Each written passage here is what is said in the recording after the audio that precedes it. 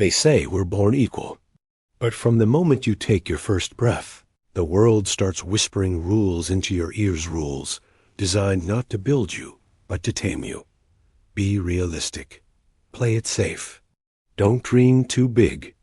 And before you know it, you're standing in line with millions of others, trapped in a silent agreement to live life at half capacity.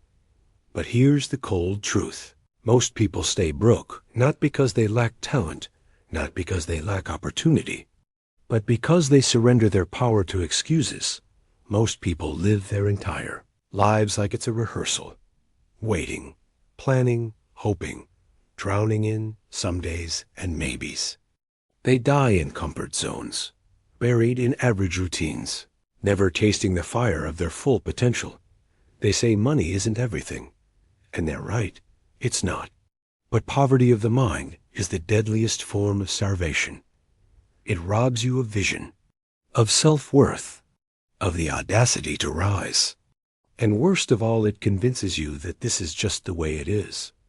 Let me tell you something. Broke is not just a bank account. Broke is a mindset. Broke is a belief system. Broke is a habit.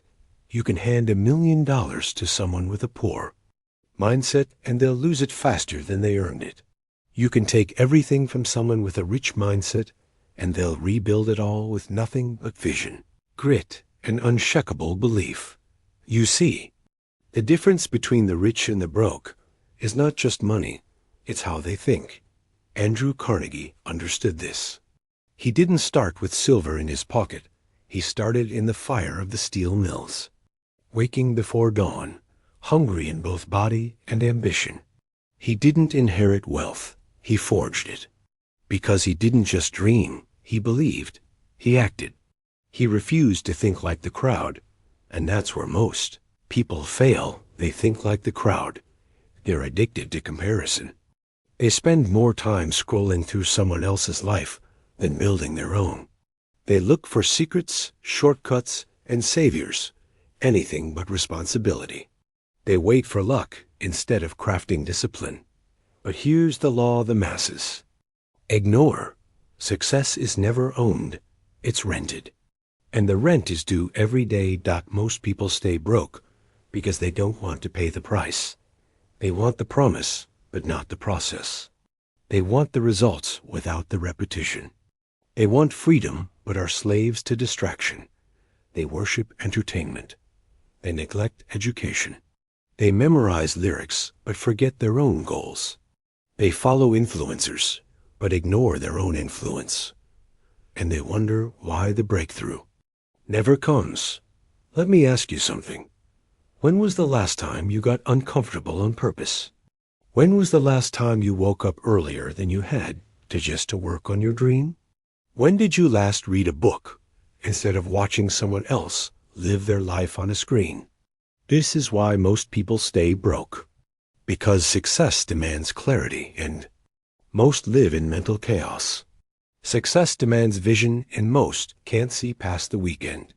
Success demands sacrifice, and most refuse to let go of their vices. Henry Ford was not the smartest man in the room, but he was the most committed.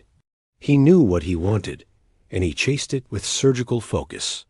He surrounded himself with thinkers, doers, builders. He didn't waste time proving himself. He used time to improve himself. That's the key most miss. Success is not about proving anything to others. It's about proving something to yourself. It's about earning your own respect. Every day, but most people, they settle. They lower their standards so they can feel better about not rising. They call ambition toxic. They call hunger greed. They call discipline obsession. Let them talk. Let the average defend their comfort. You were not born for comfort. You were born for greatness. Not the kind of greatness that comes with applause, but the kind that comes with legacy. The kind that wakes up early, works in silence, and leaves behind a blueprint for generations to rise.